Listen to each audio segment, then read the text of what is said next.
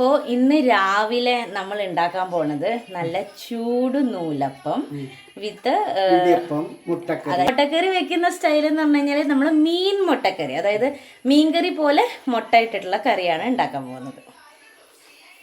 മുട്ടക്കറിക്ക് ആവശ്യമുള്ള നമ്മൾ മുട്ട ഇവിടെ പുഴുങ്ങി വെച്ചിട്ടുണ്ട്. ഈ നൂലപ്പത്തിൻ്റെ ഇതൊക്കെ നമ്മളിവിടെ കുഴച്ച് വെച്ചിട്ടുണ്ട്. നമ്മൾ മുട്ടക്കറിക്ക് വേണ്ട സബോളയും തക്കാളിയൊക്കെ അരിയാണ് കേട്ടോ. ഇന്ന് ഫുള്ള് കിച്ചൺ ഡ്യൂട്ടി എന്റെയാണ്. അച്ഛൻ അവിടെ ഇരുന്നിട്ട് ബദാം.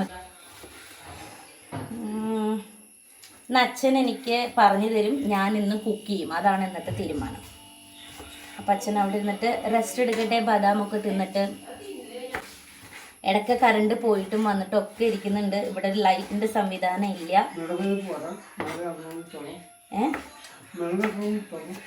മുളക് ഇത്ര മതിയില്ല, നല്ല എരിവുള്ള മുളകല്ലേ ഇത്. പേരെന്താണ്?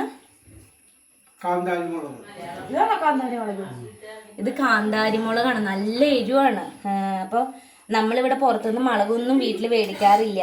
കാന്താരി മുളകാണ് എല്ലാത്തിലും അച്ചിടുക.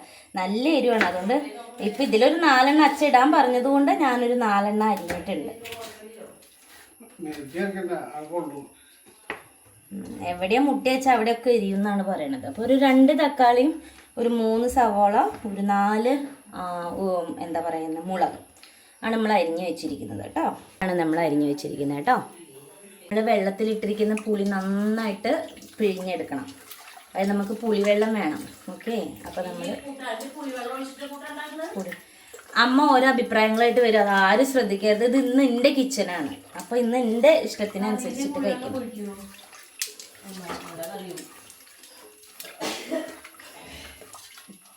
എനിക്ക് വല്ലാണ്ട് ഉണ്ടാക്കാനൊന്നും അറിയില്ല. ഞാൻ മറ്റേ ഹോസ്റ്റലിൽ സ്റ്റേയിങ് ആയതുകൊണ്ട് അവിടെ ഉണ്ടാക്കാനുള്ളൊരു ഇതൊക്കെ കുറവാണ്. എന്നാലും ഞാൻ എന്തെങ്കിലും ഒപ്പിക്കും. അപ്പോൾ ഇന്ന് അച്ഛന് റെസ്റ്റാണ്, ഇന്ന് എൻ്റെ വകയാണ് കുക്കിംഗ് എന്ന് ഞാൻ പറഞ്ഞിട്ടുണ്ടായിരുന്നു. അപ്പം അങ്ങനെ. അപ്പോൾ നമുക്ക് ഇന്ന് ഉണ്ടാക്കാൻ വേണ്ടി നമുക്ക് മീൻ ചട്ടി തന്നെ എടുക്കാം.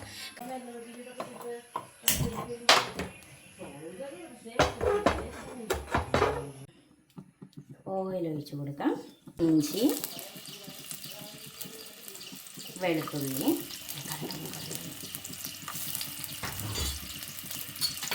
പച്ചമുളക്, ഇത് വിളിച്ചെടുത്തിട്ട് അരിഞ്ഞ് വെച്ചിരിക്കുന്ന സവാള,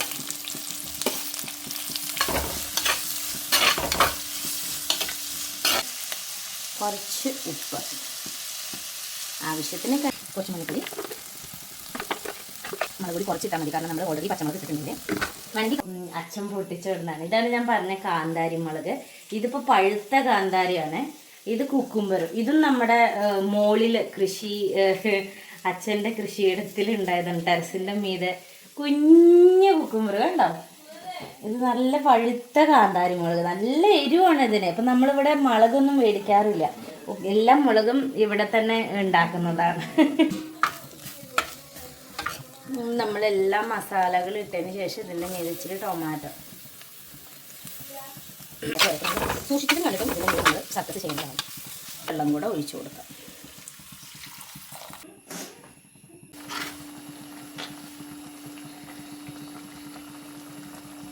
മുട്ട ഇട്ട് കൊടുക്കാം കേട്ടോ.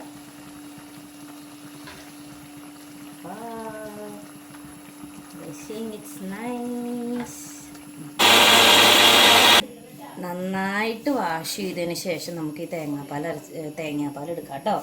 അരച്ചിട്ട് ഒരു അരിപ്പേക്ക്, നല്ല വൃത്തിയായിട്ടുള്ള അരിപ്പേക്ക് എടുത്തിട്ട് തേങ്ങാപ്പാൽ ഒഴിച്ച് കൊടുക്കാം.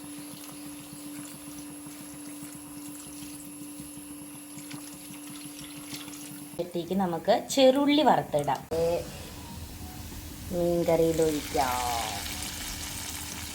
സൂപ്പർ. ഇഡ്ഡലി ഉണ്ടാക്കുന്ന തട്ട്, ഇതിൽ നമ്മൾ കുറച്ച് തേങ്ങയൊക്കെ ഇട്ടിട്ട് ആദ്യമേ സെറ്റ് ചെയ്തിട്ടുണ്ട്.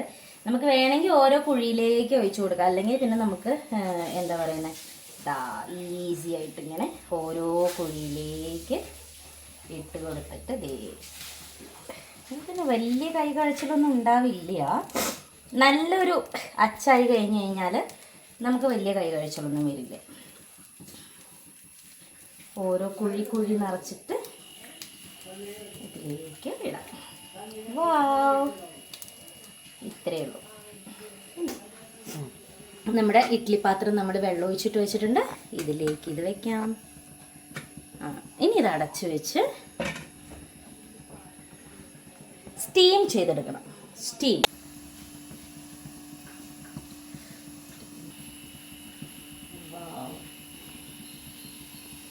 ഉപ്പിട്ട് ഇതിനു വേണ്ടി തിളയ്ക്കുന്ന മീൻകറി, മുട്ടക്കറി. കുറച്ച് വെച്ചു. ഒരു മുട്ട അലങ്കാരത്തിന് വയ്ക്കട്ടെ. ഒരു ലേശം കൂടുതലാണ് സംശയം. പുളി കുറച്ച് വെച്ചാൽ മതി. പുളി കുറച്ച് കൂടുതലാണ് കേട്ടോ. നമ്മ തന്നെ പറയും